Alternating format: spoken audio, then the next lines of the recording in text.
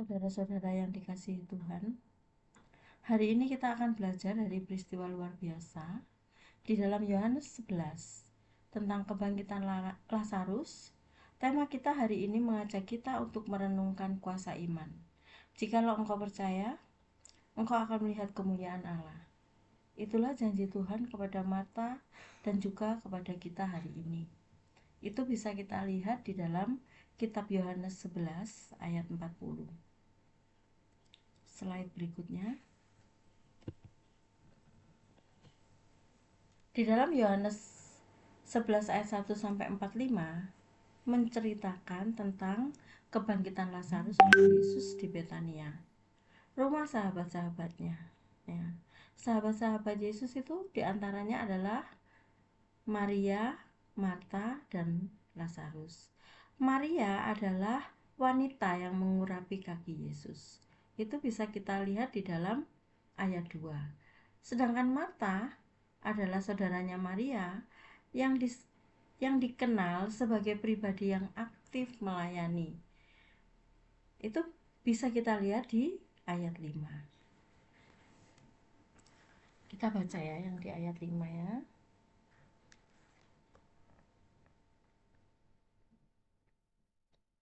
Yesus mengasihi Marta dan saudaranya serta Lazarus. Kemudian saudaranya yang satu adalah Lazarus, saudara mereka yang sakit dan meninggal. Itu bisa kita lihat di ayat 1. Ketika Lazarus sakit, mereka mengirim kabar kepada Yesus. Namun, Yesus sengaja menunda kedatangannya. Mengapa? Karena ada rencana Allah yang lebih besar daripada hanya untuk menyelamatkan Lazarus. Yaitu tujuan Allah yang terbesar adalah Allah hendak menyatakan kemuliaannya.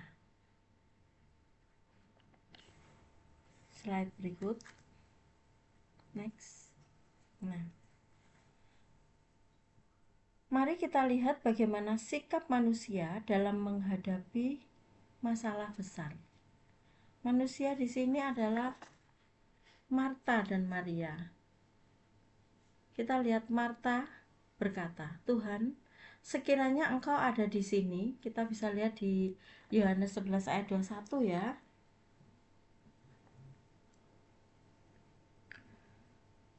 Lalu kata Marta kepada Yesus, "Tuhan, sekiranya Engkau ada di sini, saudaraku pasti tidak mati." Ia percaya, tapi terbatas pada waktu dan tempat. Maria juga berkata hal yang sama. Ia menangis di kaki Yesus. Ada iman tapi juga kepedihan dan pertanyaan. Bahkan ketika Yesus menyuruh membuka kubur, Marta menolak karena bau mayat. Ini menggambarkan iman yang bercampur logika manusia. Sebagai manusia biasa kita sering berpikir hal-hal yang logis. Tapi kita lupa bahwa Allah kita itu adalah Allah yang maha mulia, Allah yang maha tahu, Allah yang maha bisa melakukan segala hal yang tidak pernah kita pikirkan. Ya, itulah kita. Coba kita lihat dalam Yohanes 11 ayat 39.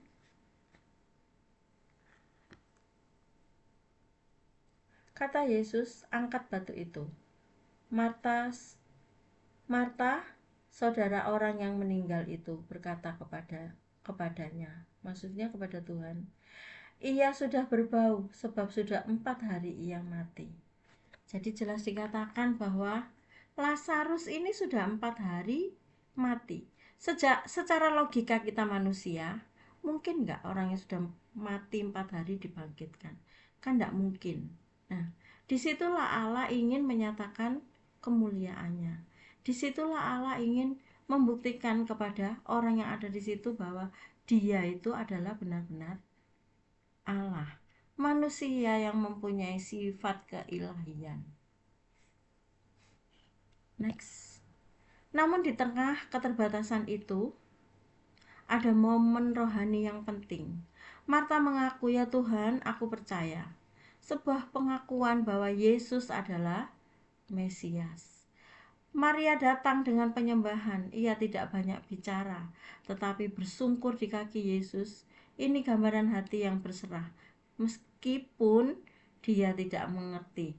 Iman bukan berarti mengerti segalanya, tetapi tetap percaya walau belum melihat jawabannya. Next.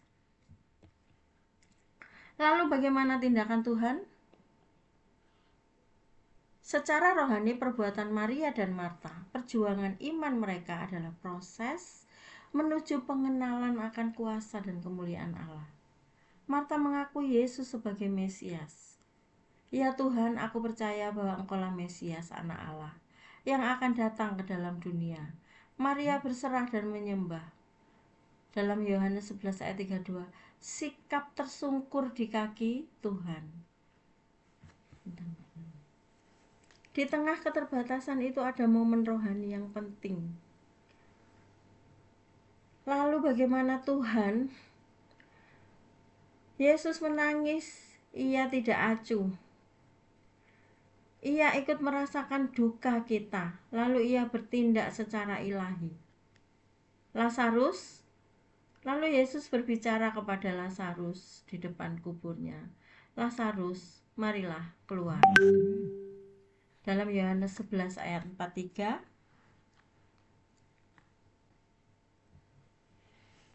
demikian perkataannya, dan sesudah itu ia berkata kepada mereka, "Lazarus sahabat kita telah mati." Lazarus sahabat kita telah tertidur, tetapi aku pergi untuk membangunkan dia. Lalu kata murid-murid itu kepadanya, "Tuhan, jikalau ia tertidur, ia akan sembuh." Lalu yang 13, sebenarnya Yesus berbicara tentang kematian Lazarus. Sedangkan sangka mereka, Yesus berkata tentang tertidur dalam arti biasa. Lalu ia bertindak secara ilahi. Lalu Yesus menyuruh Lazarus, "Marilah keluar." Kuasa kebangkitan dinyatakan dan kematian dikalahkan. Yesus hadir bukan hanya untuk menghibur, tapi untuk membebaskan dan memulihkan. Next. Tindakan Yesus, bagian Tuhan. Yesus menunjukkan belas kasih, kuasa, dan tujuan rohani yang lebih tinggi. Yesus menangis menunjukkan kasih sejati. Maka menangislah Yesus. Yesus membangkitkan Lazarus, menunjukkan kemuliaan Allah. "Lazarus, marilah keluar." Maka keluarlah orang yang telah mati itu. Tindakan Yesus ini bukan tanpa tujuan. Dalam Yohanes 11 ayat 4 berkata, "Penyakit itu tidak akan membawa kematian, tetapi akan menyatakan kemuliaan Allah." Dan puncaknya adalah ayat 40. Dalam ayat 40 dikatakan, "Jawab Yesus, bukankah sudah kukatakan kepadamu, jikalau engkau percaya, engkau akan melihat kemuliaan Allah."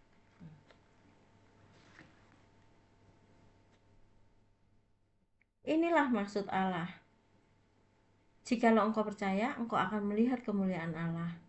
Iman kita membuka jalan bagi kemuliaan Allah.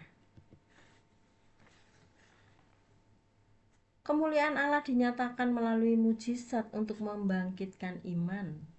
Dalam Yohanes 11 ayat 4, penyakit itu tidak akan membawa kematian, tetapi akan menyatakan kemuliaan Allah. Bukankah sudah kukatakan kepadamu, jikalau engkau percaya, engkau akan melihat kemuliaan Allah. Apa hasilnya jika kita percaya? Berkat jasmani, Lazarus hidup kembali. Mujizat nyata terjadi. Berkat rohani, banyak orang yang percaya kepada Yesus. Kesaksian kita menjadi alat pertobatan bagi banyak jiwa. Next.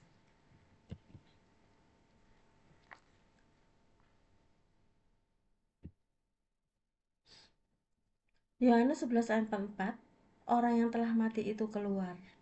Bukti bahwa Tuhan sanggup memulihkan secara nyata dalam kehidupan sehari-hari. Berkat rohani, Iman yang diteguhkan dan kemuliaan Allah dinyatakan. Apa kemuliaannya? Membangkitkan Lazarus dari kematian. Itu bukti bahwa bahwa Yesus itu mempunyai sifat keilahian. Dia bukan hanya manusia biasa, tetapi mempunyai sifat keilahian. Dalam Yohanes 11 ayat 45, banyak orang Yahudi percaya kepadanya.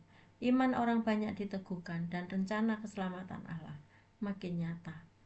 Saudara, mungkin hari ini kita menghadapi situasi seperti Maria dan Marta. Doa yang belum dijawab, kematian harapan, situasi yang sudah berbau. Tapi percayalah, jika kita percaya, kita akan melihat kemuliaan Allah. Jangan menyerah, jangan batasi Tuhan dengan logika kita. Percaya, bertindak dalam iman, dan lihat bagaimana Tuhan memulihkan hidupmu. Mari kita terus hidup dalam iman, bukan hanya percaya saat semuanya baik, tetapi percaya saat semuanya gelap, sebab saat itulah terang kemuliaan akan dinyatakan. Tuhan Yesus memberkati. Amin. Penerapan dalam sehari-hari, percaya dalam keadaan mustahil seperti Marta dan Maria. Kita belajar mempercayai kuasa Tuhan. Meski situasi tampak hancur, iman mendatangkan kemuliaan Allah dalam hidup kita. Mujizat sering terjadi saat kita sungguh percaya dan taat. Kemuliaan Allah di atas logika manusia. Ketika kita mengandalkan Tuhan, kita melihat hal-hal yang di luar akal yang menyatakan kemuliaannya. Mari kita terus hidup dalam iman, bukan hanya percaya saat semuanya baik, tetapi tetap percaya saat semuanya gelap, sebab saat itulah terang kemuliaannya akan dinyatakan. Tuhan Yesus memberkati. Amin.